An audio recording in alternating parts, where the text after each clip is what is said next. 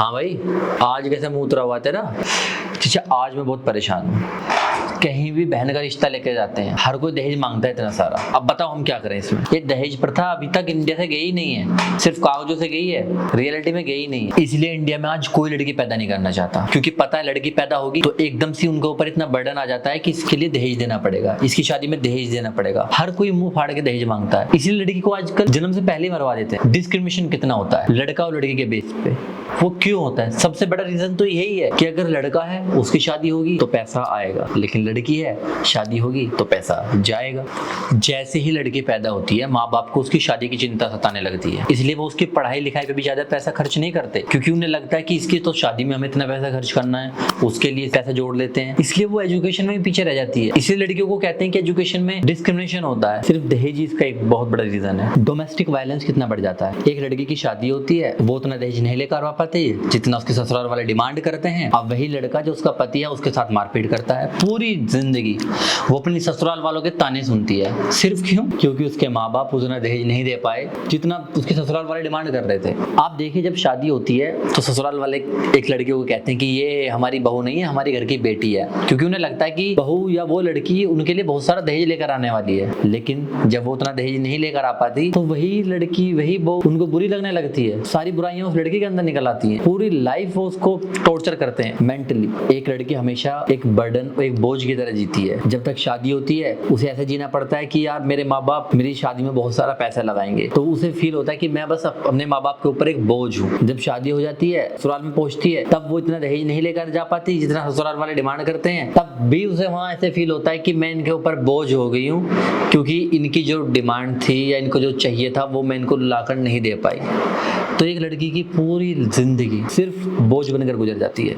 India में dowry system इतना गंदा चल रहा है कि हर 60 सेकंड में एक लड़की इसकी शिकार होती है। अरे हमारे गांव में बहुत सारे लड़के कुंवारे हैं, पढ़े लिखे भी हैं, समझदार भी हैं, पर तू ब्याह ना करने का अपनी बहन का उनसे। क्यों ना करने का? अरे भैया, समझ चाहिए सबको नौकरी वाले हैं, समझ चाहिए सबको प्रॉपर्टी वाले, समझ चाहिए सबको जमीन वाले। अब फिर तब नु क्या हो कि वे दहेज मांगे इतना सारा। अरे भाई वे तो मांगेंगे ही, जब तुम भी तो प्रॉपर्टी ढूंढ रहे हो। किसी गरीब के घर ब्याह दो अपनी बहन को, वो भला मांग भी ले, वो खुद ही क्या जी ब्याह कर दो, रानी बना के रखेंगे।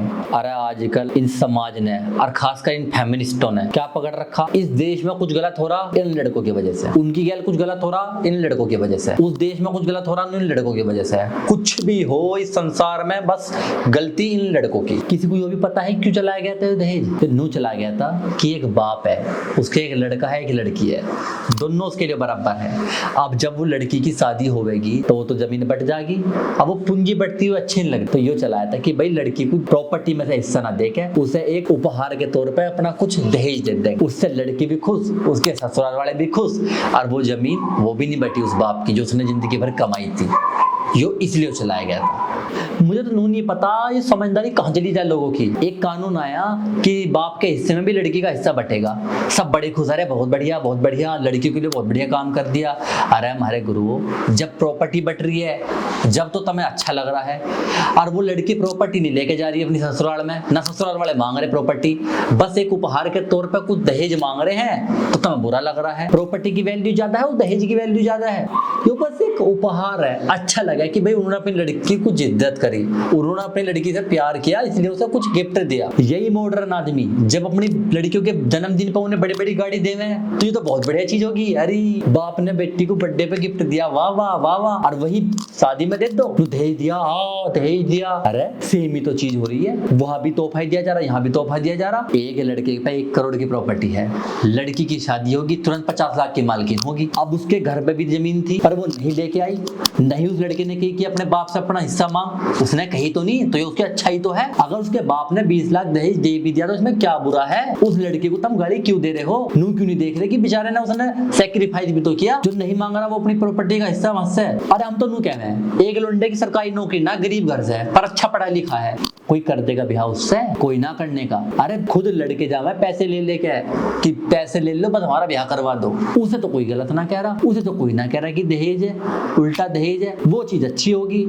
इंडिया में 1961 में एक्ट लाया गया, डाउरी एक्ट, जिसके अंतर्गत अगर आप किसी भी प्रकार से दहेज मांगते हैं या डिमांड करते हैं तो आपको मिनिमम 6 महीने से लेकर मैक्सिमम 2 साल तक की सजा सुनाई जा सकती है। तो इसलिए प्लीज़ आई रिक्वेस्ट, कोई भी दहेज न ले, न किसी को दे। धन्यवाद। मुझे कोई नू बता दो, कोई लड़की पढ़ लिख के सरकारी नौकरी पे लग जा या प्राइवेट में भी कोई अच्छी पोस्ट पे पहुंच जा, अगर वो किसी से शादी करेगी तो उसके ससुराल वाले मांगेंगे दहेज? नहीं मांगने के, क्योंकि वो खुद इतनी काबिल है। तो जब तक लड़की को नहीं पढ़ाने के, उसे काबिल नहीं बनाने के कि दहेज ना देना पड़े, तब तक तुम्हें दहेज देना पड़ेगा। और इसके लिए तुम उन्हें गलत नहीं ठहरा सकते कि लड़के वाले दहेज मांग रहे हैं। थारी गलती है, तुमने लड़की को इस काबिल नहीं बनाया। तो लड़की को पढ़ाओ, लिखाओ, कामयाब बनाओ, दूसरों पे आलंछन मत लगाओ कि लड़के समाज में गंदगी फैलाते फिर रहे। धन्यवाद।